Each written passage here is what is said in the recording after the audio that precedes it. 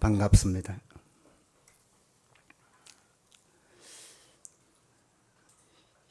오늘 본문은 선이란 무엇인가 라는 제목으로 말씀을 드리겠습니다. 여러분 너무나 잘 아시겠지만 이 선에 대해서는 아무리 많이 알아도 부족한 것이 바로 선이다 할 수가 있습니다. 아까 박수를 여러 번 쳐주셨는데 사실은 그 박수 그것만도 본문은 끝난 셈이래요.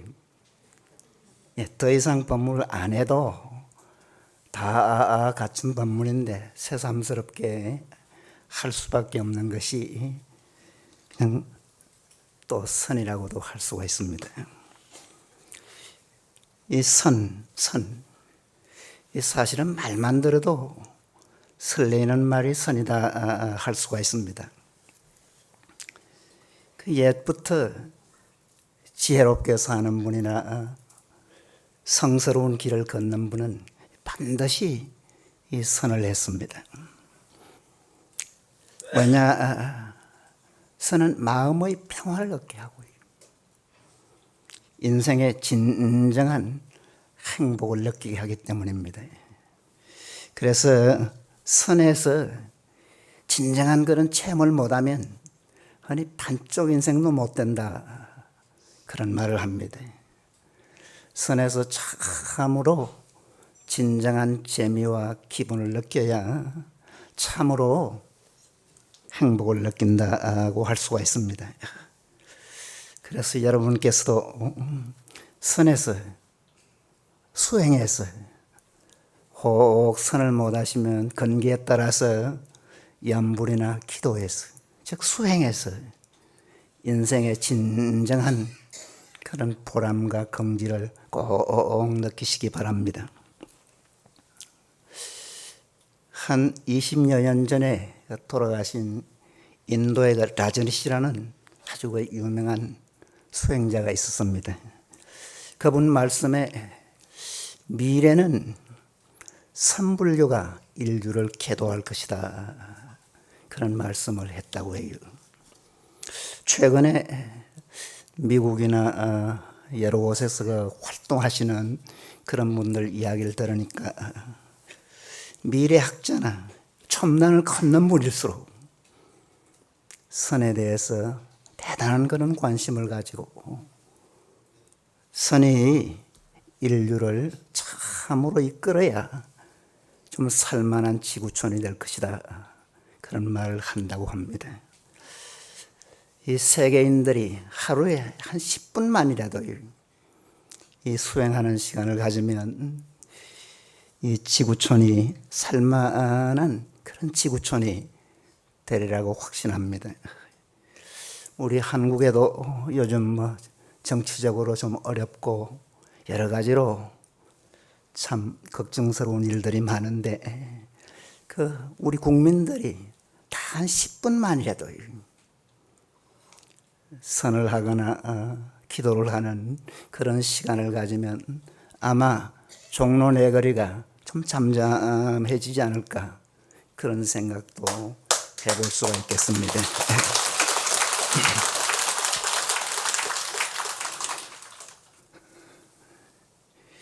이 선이란 무엇이냐? 그 이조 때 그 유명한 수산대사 말씀에 선은 부처님의 마음이요 교훈은 부처님의 가르침이다 했습니다. 이 선은 부처님의 마음이래요. 즉 깨달은 마음 그 자체가 바로 선이래요. 아주 맑고 밝고 안락하고 그 무해자지한 대해탈의 마음이 바로 부처님의 마음입니다. 그 자체가 바로 선이래요. 해보신 분은 말딱하면 바로 느끼실 거래요. 이 사실은 맑은 체험을 단 한 번만 해도 무상사 오지 마시라 밀어내도 안 올 수가 없어요. 왜냐? 그 이상이 없기 때문에 맑고 아주 밝고 안락하고 이 수행에서 가장 요긴한 것은 바로 안락이래. 편안하고 즐거운 거래. 사실 편하고 즐거우면 더 바랄 게 없습니다.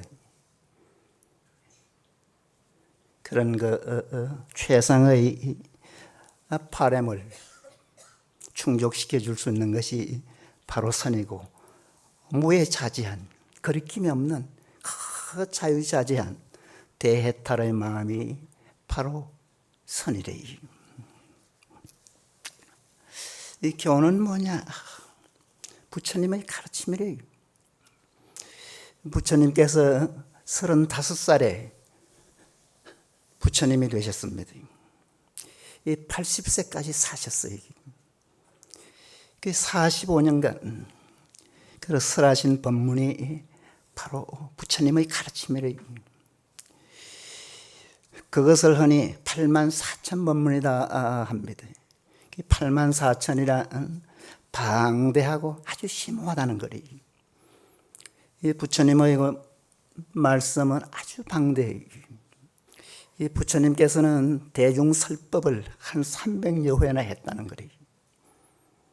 이 개인액계나 소참법문까지 합치면 아마 부지기수일 거래.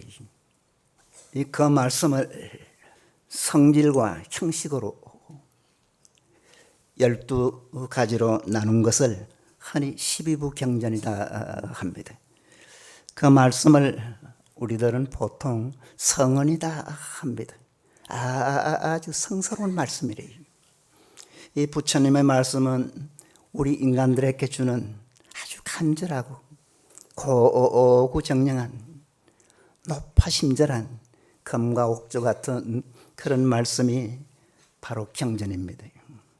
그래서 경전은 아무리 읽어도 실정이 안 나는 것이 바로 부처님의 말씀입니다. 그런데 부처님께서 그런 아주 심오하고 금과 옥조 같은 그 성언을 말씀해 놓으시고도 열반경에 보면 나는 일찍이 한마디도 한 적이 없노라 하셨어요. 그렇게 방대하고 심오한 말씀을 해 놓으시고도, 참 진리의 금과 옥조 같은 그런 말씀을 해 놓으시고도 나는 일찍이 한마디도 한 적이 없다고 하셨어요. 그 말씀은 무슨 말씀이냐? 참으로 하고 싶은 말씀, 참으로 해야 될 말씀을 못 하셨다는 거예요. 그것은 왜냐? 불교의 진리는 어느 도단 시맹처멜에서 발견되는 도리래. 즉 말길이 끊쳐요. 즉 말로 표현할 수 없는 그런 진리의 말씀이래. 그런가 하면 생각할 수 없는 그런 말씀이기에 참으로 하고 싶은 말씀을 못 하셨다는 거예요. 그래서 그 말씀들은 아무리 맹문장 가려도 쓸 수가 없어요. 그런가 하면 폭포수처럼 이 언변을 잘하는 그런 사람도 감히 토할 수가 없는 것이 바로 진리입니다. 그래서 그 자리는 입만 뻥긋해도 그르친다 했습니다. 어떤 표현으로는 입만 뻥긋해도 개구적차기다, 10만 8천리다. 즉 표현하려고 하면 멀어진다는 거예요. 그렇게 심오한 말씀이, 심오한 것이 불교의 그 진리입니다. 그래서 본로의 만목에서 보면 부처가 오면 부처님도 외면하고, 조사님이 오면 조사님도 철하는 것입니다. 이 불교 그 진리, 근본낭철을 바로 깨쳐서 바로 아는 것이 바로 선이래. 이 선의 효시는 부처님께서 그 법화경을 설하신 그 영산회상에서 대중들에게 꽃을 들어 보인 거래. 어느 날 부처님께서 수많은 대중들에게 설법을 잘 하셨어요. 그 설법을 잘 하시고 나니까 막 하늘에서 꽃비가 내렸어요. 부처님께서 그 많은 꽃 중에 한 송이를 척 잡더니 대중에게 이래 보이시는 거리. 그러나 대중은 어느 누구도 꽃을 보이시는 그 뜻을 몰랐는 거리. 그 부처님의 상수제자인 마하가스만이 빙그레 웃으셨다는 거리. 그러니까 세존께서 말씀하시기를 나에게 정법 안장과 열반 묘심이 있는데 이것을 마하가스밖에 부족하노라 했다고 해요. 이것이 처음으로 마음에서 마음을 전한 법문이다. 이런 법문이야말로 진법문이다 합니다. 이것을 선의 효시다 합니다. 그래서 가섭존자가 부처님의 법을 이은 일대 그런 조사가 됩니다. 이 일화가 연마가 시중 꽃을 들어서 대중에게 보였다. 연마 미소 꽃을 들어서 대중에게 보이니까 빙그레 웃으셨다는 그런 화두로도 사용되고 있습니다.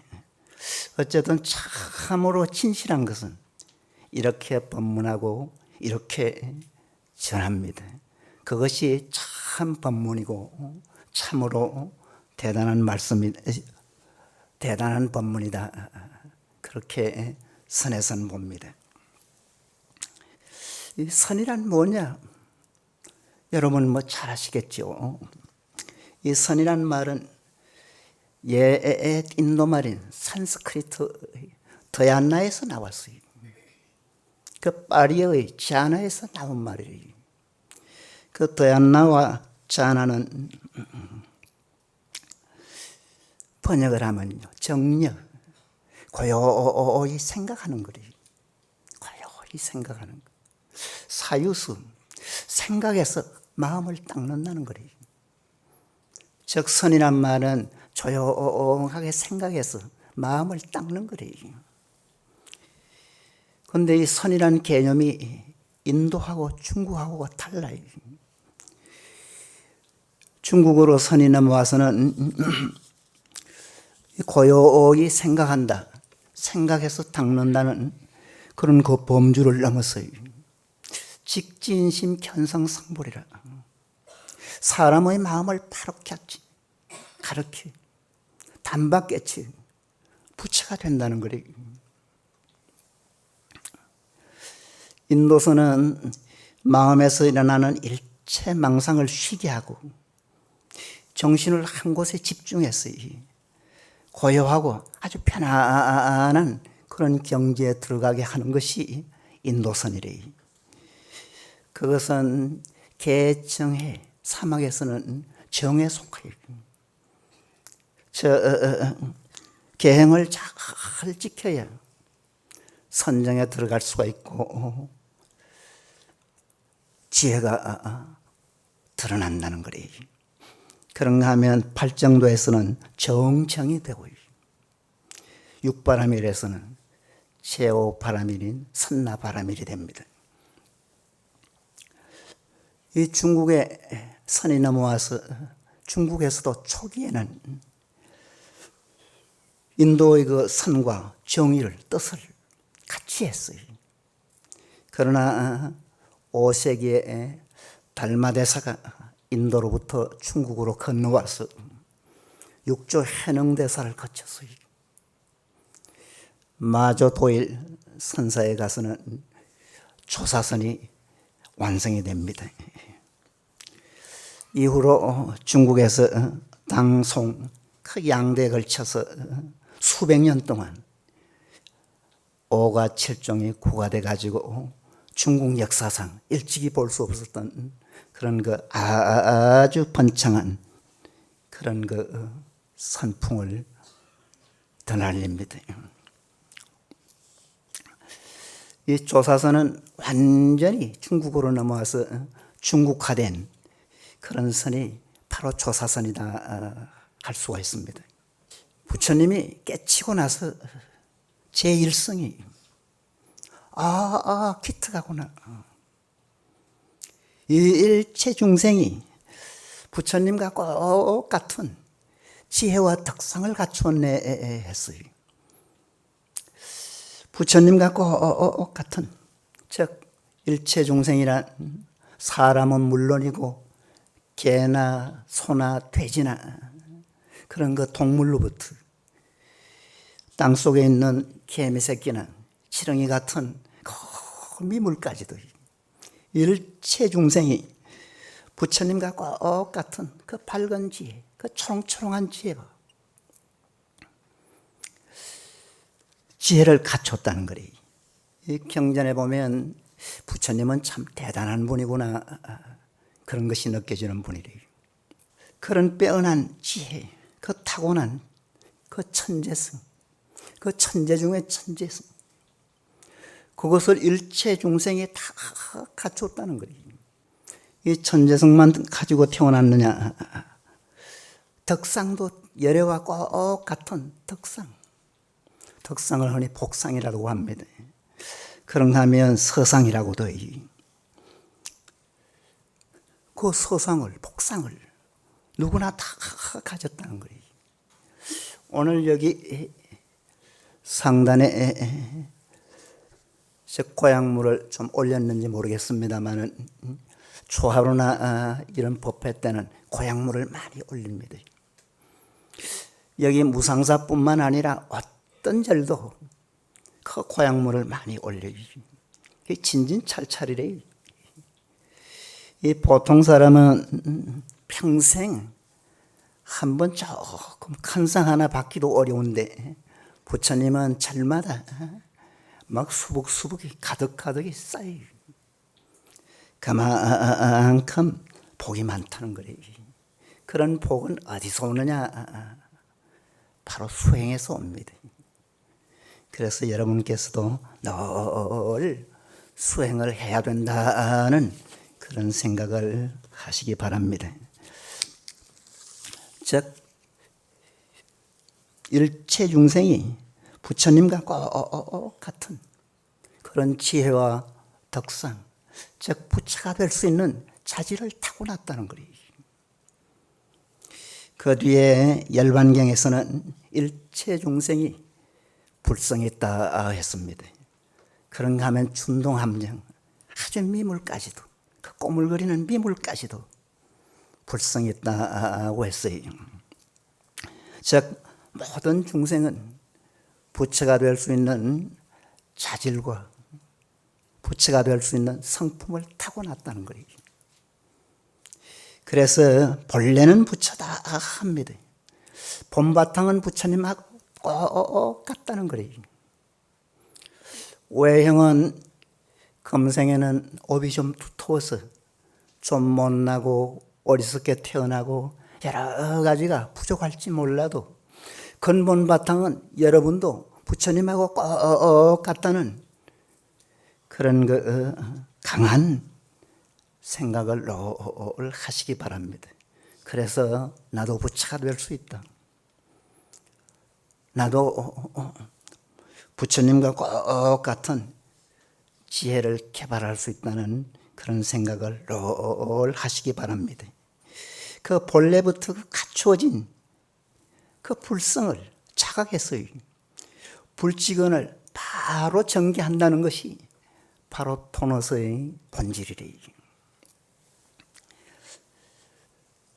이 조사서는, 그 토노서는 그 성품을 바로 보고 단박 깨치, 또 순간 깨쳐서 그 성불한다는 것이 바로 도노선의 그 본질입니다. 이 도는 일체 단계와 과정과 조건을 무시하고 그 정도가에서 나오는 이질 초직임 열애지라는 말이 있습니다. 그 한 번 뛰어넘어 즉시 열애지에 들어간다는 것입니다. 즉 그 말은 바로 보고 즉각 깨달았어요. 구경처인 부처 세계에 들어감으로써 해탈을 이룬다는 것이 바로 돈이래요. 이 조사선의 핵심 사상 가운데 다른 하나는 무수지수다 합니다. 닦음이 없이 닦는다는 거리. 닦음이 없이 닦는다는 것은 직하에 뭘로 깨달아서 수행 자체가 필요치 않다는 거리. 더 수행할 필요가 없다는 것이 바로 도노선의 본질입니다. 그 무수지수는 그 인위적 수행에 반대함이 점수로 깨달음에 이르는 것이 아니라는 거예요. 즉 일체 중생은 그 본래 성불에 있기 때문에 뭘로 깨치면 닦을 것도 없고 정득할 것도 없고, 그 무수지수를 표방하는 조사선에 있어서는 수행은 이 본성이 부처인 줄을 철저히 믿었어요. 본성이 바로 부처다. 본성만 깨치면 된다. 는 것을 철저히 믿어서 더럽히지 않고 때묻지 않게만 하라는 거예요. 번외망상만 피우지 말고 악업을 짓고 삼독심을 일으켜서 더 나쁘게만 하지 말라는 것이 바로 그 도노설의 본질입니다. 이 세상의 모든 것은 외부에서 구해요. 돈도 바깥에서 법니다. 명예도 외부에서 얻어요. 권세도 그렇고요. 이 소중한 가정생활도 외부에서 갖춥니다.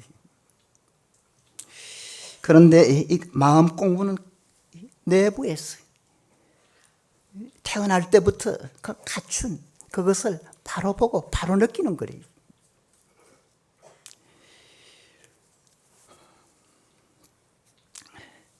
그래서 흔히 선방에 가면 그 뒷돌 옆에 조고카카라는 그런 글귀를 그 한문으로 적어놓은 것이 많습니다. 그 말은 뭐냐? 발 아래를 바로 보라는 거래요. 발 아래를. 이 바로 보면 그 자리가 바로 부처 자리라는 거래요.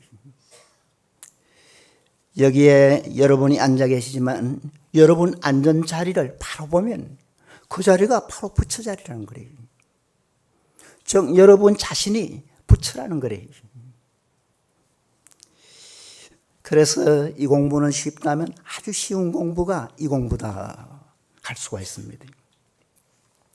외부에서 얻는 것은 사실은 어렵습니다. 과정도 거치고 여러 가지 노력하고 애를 많이 써야 돼요. 내부에 이미 갖추어져 있는 것, 그것은 쉽다면 아주 쉽게 성취할 수 있는 것이 바로 이 공부입니다. 그래서 세상에 쉬운 일 중에 쉬운 일이 참선하는 것이다. 즉 수행하는 것이다. 그것은 참으로 쉬운 일이지만 갖추면 아주 쉬운 일. 그렇지 못하면 또 어렵고 어렵다는 그런 이야기도 합니다. 여러분 잘 아시는 그 육조대사께서는 바로 그렇게 쉬신 분이래요. 그분은 24살의 그 더벅머리 노총각으로서 그 땔감 장수를 하면서 어머니를 모시고 살았다는 거예요. 하루는 땔감을 한 짐 지고 신주 거리를 걷고 있었어요. 어떤 가게 앞을 지나니까 누군가 금강경을 읽어요. 억무소주 이생기심이라 엉당 머무는 바 없이 마음을 내라. 즉 집착하는 바 없이 마음을 내라. 는 이야기를 듣자마자 바로 깨쳤다는 거리. 이 부처님 당시에 부처님 그 제자 중에 어떤 분은 부처님의 그 말씀 한마디만 듣고 아라한가를 정득했다는 그런 분도 있습니다. 경전에 보면 8세 그 용녀가 성불을 했다는 거래요. 그런가 하면 7살 먹은 묘한 사미가 그 성불을 해서 신통이 막 차지했는 거래요. 그래서 주위 사람을 놀라게 했다는 그런 이야기도 있습니다. 이 공부는 유식무식에도 관계없어요. 세상에 보통 이런 공부도 많이 하고 여러 가지를 세속적으로 갖춰야 잘하고 능력이 있다는 말을 듣습니다. 그러나 이 공부는 유식, 오히려 식자오한이다. 아는 것이 병통일 때가 있어요. 그래서 옛날 스님들 중에서는 자기 상좌를 일자무식인 상태로 가르치지 않고 오직 화두만 줘서 참고했다는 그런 일화가 많습니다. 어쨌든 이 공부는 이 화두하는 방법만 알면, 수행하는 방법만 확실하고 분명하게 알면 할 수 있는 공부가 바로 이 공부입니다. 그 나이에도 관계없어요. 이 8세가 성불했을 정도로 그 어린 나이도 성불할 수가 있는 것이 바로 이 공부라는 거리. 그런가 하면 연세가 아주 높은 분도 할 수가 있는 것이 바로 이 공부입니다. 그 유명한 협존자라는 분이 계셨어요. 그분은 그 인도 사람인데 부처님 이후 16대 조사에 들어가는 분이래요. 80에 출가를 했어요. 80에 출가를 하니까 모두 쑥덕거리는 거래. 보자, 내 반드시 해내고야 말겠다. 되게 발심을 하는 거래. 그래서 낮에는 그분은 좀 특별한 분이라 경전을 읽고 밤에는 선을 했는 거래. 이 3년간 허리를 땅에 붙여보질 않았어요. 늘 앉아서 애쓰고 애썼어요. 그래서 허리협자 존자라는 그런 그 닉네임이 붙은 분인데 3년 만에 견성을 했어요. 그러니까 주변 사람들이 모두 막 깜짝 놀라서 존경했다는 그런 분이 있습니다. 여러분께서도 혹 여기에도 연세가 높으신 분이 계실지 모르겠습니다. 연세가 높거든 혹 또 건강이 안 좋으셔서 오늘 내일 하는 분이라도 마지막까지 애쓰고 애쓸 필요가 있는 것이 바로 이 공부다 할 수가 있습니다. 또 수행을 전혀 안 한 사람도 인연따라 깨달을 수가 있습니다. 어쨌든 그런 사람은 좀 특별하기도 하지만 선천적으로 많이 쉬워지고 피워진 분이다 할 수가 있습니다. 그런 사람을 성인이다, 귀인이다 그렇게도 말합니다. 그래서 마음을 닦는 사람은 평소에 늘 마음을 좀 비우실 필요가 있어요. 생활과 사고를 좀 단순화시키고 마음을 웬만하면 마음을 비우고 마음을 쉬고 마음을 놓으실 필요가 있습니다. 그래서 항시 좀 비워진 상태로 살아가시면 가볍고 즐겁고 안락을 느낍니다. 그런 그 조사선에서 간화선이 이제 출생을 합니다. 이 간화선은 이 조사선의 사상을 고스란히 받았어요. 그 당시에 이 조사선도 몇백 년 내려오다가 보니까 제대로 못하는 그런 그 혼탁한 그런 무리들이 많았어요. 그래서 그런 무리들 배격하면서 그 조사스님들의恩구를 간화라는 틀로 그 수행 구조와 방법을 확실하게 제시한 것이 바로 간화선이다 할 수가 있습니다. 이 화두란 여러분 뭐 잘 아시겠지만 화두는 공안이다, 고치기다, 조사관이다 라는 말을 씁니다. 이 고치기란 옛 사람이 만든 법칙이라는 거예요. 공안이란 공부 안독의 준말인데 이 관청의 공문서 같은 것이 바로 공안입니다. 이 조사관이란 그 조사가 되는 문이다 해서 조사관이라고도 합니다. 그 화두란 옛날 그 조사 스님들이 그 깨달음을 얻은 그 대단한 스님들이 정한 법문이래요. 그 예로부터 선종에서는 그 조사가 보여온 언어, 즉 법문, 말씀과 이 종사가 심지를 밝게 깨달은 그 기연이네, 학인을 인도하는 행위의 종료, 그 요체를 모아서 후세 참선자의 공부의 규범으로 삼고 과제로 준 것이 바로 화두입니다. 그래서 예를 들면 어떤 학인이 조주 스님에게 묻습니다. 조사가 서쪽에서 온 뜻이 무엇이냐 하고 물으니까 뜰 앞에 잣나무다 했었어요. 이 조사가, 즉 달마대사가 서쪽 나라인 인도에서 동쪽으로 온 뜻이 뭐냐 물었는데 뜰 앞에 잣나무다 했어요. 이건 동문서답이라고 할 수 있어요. 그러나 그 내용은, 법원은 대단한 말씀이 바로 이 뜰 앞에 잣나무라는 것입니다. 꼭 같은 질문을 동산 수초 스님에게 했어요. 이 부처란 무엇입니까? 그때가 여름이라 그 삼을 만지고 있다가 옷에 입는 삼을 보이면서 삼서곤일세 했다는 거리. 이런 법문은 대단한 법문이다 할 수가 있습니다. 옛날에 구지화상이라는 분은 일생 동안 엄지손가락으로 법문을 했어요.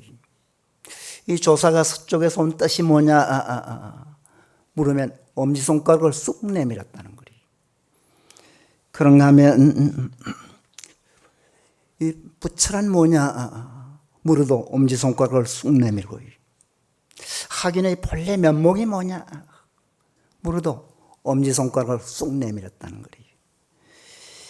그런 그 문답을 그 공부의 과제로 주거나 행위의 취지를 참고하도록 어제로 준 것이 화두입니다. 그런데 이 화두는 이 깊은 법문이라 범상한 그런 사리를 따르질 않아요. 그 일반적인 논리나 행위가 아니고 그 말이나 행동이라고 할 수가 있어요. 그래서 화두는 이치나 생각으로는 알 수가 없어요. 원체 심오한 그런 말씀이기 때문에 그 화두 한마디가 8만 장경이 다 들어있는 대단한 말씀 중에 말씀이 바로 화두입니다. 그것은 이치나 생각으로는 알 수 없어요. 아무리 이치로 따지고 보아도 알 수가 없는 것이 화두입니다. 그런가 하면 생각하고 아무리 생각해도 알 수 없는 것이 화두래요. 그래서 화두에는 사량과 분별심을 붙이면 붙일수록 깨달음하고는 거리가 멉니다. 그러면서도 조사의가 본뜻이 담겨 있고요. 그 본뜻이 담겨 있고요. 삼세제불가 천하 선지시가 있고 골수라, 즉 알맹이래요. 그런가 하면 근본 모습이 드러난 법문 중의 법문이 바로 화두다 할 수가 있습니다. 그 화두는 8만 4천 법문의 본래의 그 뿌리를 끊어버리는 것이 바로 화두래요. 이먹고 어째서 무라고 했을까? 어째서 마삼건인가? 안 나는 어정이라도 지극하게 아주 간절하게 애쓰고 애쓰다가 보면 어느 날 문득 막 진이가 톤발합니다. 그러면 집중이 돼요. 집중이 되면 일체 번뇌와 망상이 다 사라집니다. 화두가 더 잘 돼서 더 힘차게 들면 아주 미세한 그런 망상까지도 없어지고 말아요. 즉 몽중에 이르 정도가 되면 일체 미세한 망상까지도 다 없어지고 맙니다. 그렇게 망상이 없어지면 마음은 아주 고요해집니다. 고요해지면 맑아져요. 그것을 흔히 희열이다 합니다. 기쁘다고 할 수도 있고 아주 즐겁다고도 할 수 있는 오묘한 그런 그 기분이래요. 그것을 흔히 안락이다라고도 합니다. 마음이 그렇게 편해요. 그렇게 편해요. 그러면서 즐거움을 느낍니다. 그런 정도가 되면 화두하지 말라고 해도 안 할 수가 없는 것이 바로 화두입니다. 그 정도가 되면 무명을 밝혀주는 그 지혜의 횃불과 같아요. 그래서 자연스럽게 깨치게 됩니다. 그러다가는 근본당처, 흔히 본래 면목이다라고도 합니다. 그 본성에 딱 개합이 됩니다. 그래서 깨치게 돼요. 그렇게 깨치게 되면 생사 문제까지도 초탈할 수가 있는 것이 바로 화두다 합니다. 아까 선의 효시에서 효시가 삼처 천심 중에 하나입니다. 부처님께서 세 곳에서 그 마음을 전한 것 중에서 하나래요. 마지막에 부처님께서 전심한 것이 이 부처님이 그 돌아가실 때 사라쌍수, 그 사라쌍수 사이에서 돌아가셨어요. 그래 누워서는 하룻밤 하루낮 그 열반경을 설하고 조용하게 돌아가십니다. 돌아가시기 3개월 전부터 예언을 하셨어요.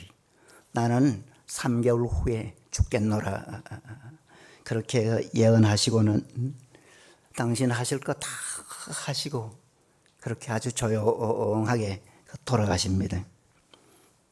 그 돌아가실 때 수제자인 마가섭존자는 그 부처님의 가시는 모습을 뵙질 못했어요. 그때는 한 70리가량 떨어진 곳에서 포교를 하고 있었습니다. 돌아가셨다는 이야기를 듣고 7일 만에 현장에 당도하는 거예요. 7일 만에 당도하니까 이미 관 속에 다 모셔놨는 거예요. 그래서 관을 우로 3바퀴 돌고 절을 3번 하니까 관에서 다리를 쑥 내미시더라는 거예요. 돌아가신 지 일주일이 됐는데도 다리를 쑥 내미시는 거예요. 즉 시신도 마음대로 하신 분이 바로 부처님이다 할 수가 있습니다. 그 부처님이 그 태어나실 때도 얼마 전에 4월 초파일이 지났습니다마는 그 부처님이 태어나시기 전에 그 도솔천 내원궁에 계셨다는 거예요. 그 내원궁에서 이 도솔천 인연이 다 된 것을 느끼고 다음에는 어디서 태어날 것이냐. 그 생각한 것이 이 사바세계, 즉 인도 카비라성의 정만왕의 아들로 태어나겠다. 즉 태어날 곳이나 태어나는 때나 부모나 다 정해서 태어났는 거예요. 즉 요즘 말로 말하면 맞춤형 탄생이래요. 맞춤형 탄생. 그 부처님만 그렇게 할 수 있느냐? 역사적으로 알려진 분은 없습니다만은 부처님 외에는 그것은 누구나 할 수 있다는 것이 바로 부처님의 말씀이래요. 그런가 하면 화두는 범성을 가리는 그 신령스러운 거울과 같은 것이다. 즉 화두는 깨쳤는가 못 깨쳤는가, 즉 견성한 사람인가 견성하지 못한 사람인가, 즉 성인인가 범부인가를 가려내는 신령한 거울과 같던 것이라는 거리. 어쨌든 화두는 참으로 대단한 말씀이 화두다, 그렇게 생각하시기 바랍니다. 그래서 불온 핵은 선사라는 분이 화두에 대한 개송을 이렇게 읊었어요. 색비단 위에 신선이 나타나서 손에 든 빨간 부채로 얼굴을 가렸다. 누구나 빨리 신선의 얼굴을 볼 것이요 신선의 손에 든 부채를 버리지 말아라 했습니다. 화두는 신선의 얼굴을 가린 부채와 같다는 거리. 이 부채를 보고 부채만 생각해서는 안 돼. 부채 뒤에 숨은 그 얼굴을 생각해야 돼. 그래서 화두는 도의 문을 두드리는 기왓장과 같은 것이고 달을 가리키는 손가락과 같다 했습니다. 그래서 때로는 자기의 그 모든 것을 바치듯이 부처님께서도 깨치기 얼마 전에 그 보리수 아래 앉으면서 맹세했다는 거예요. 여기 이 자리에서 나의 몸이 말라도 좋다, 메말라도 좋다, 가죽과 살과 뼈가 없어져도 좋다, 세상에서 얻기 어려운 저 깨달음에 이르기까지는 결코 이 자리에서 일어서지 않으리라, 그런 마음을 크게 먹고는 했다는 거리. 어쨌든 이 공부는 마음의 문제라 어떤 마음으로 하느냐가 아주 중요합니다. 마음이 참으로 대단하고 지극한 발심을 하고 돈독한 신앙심을 가지면 이외로 쉬워요. 그런가 하면 평범하고 그냥 예사스러운 그런 생각으로 흉내내듯이, 그렇게 하면 어렵고 어려운 그런 일일 수도 있습니다. 어쨌든 이 공부는 해도 되고 안 해도 되는 공부가 아니라 반드시 해야 되고 꼭 해야 되는 공부가 이 공부다 라는 생각을 하면서 참으로 좀 애써서 인생에 참 보람과 긍지를 이 공부에서 느껴보시기 바랍니다. 인생은 노래 간 것만큼 가치가 있습니다. 이 참선자의 인생이 참으로 화려하고 빛나고 성공된 그런 인생이 되기를 바랍니다. 화두 일구에 목숨을 걸었더니, 그 화두 일구에 목숨을 걸었더니 밝고 신령하고 안락하도다 한 물건이 아주 밝아요. 아주 신령해. 그런가 하면 아까도 말씀드렸습니다마는 안락해. 편안하고 아주 즐거워. 안락하도다 한 물건이 사물마다 그대로가 비로자나 법신이. 그런 경계가 되면 사물마다 그대로가 비로자나 법신불이. 곳곳마다 금색 세계 아닌 곳이 없네. 여러분 성불하십시오.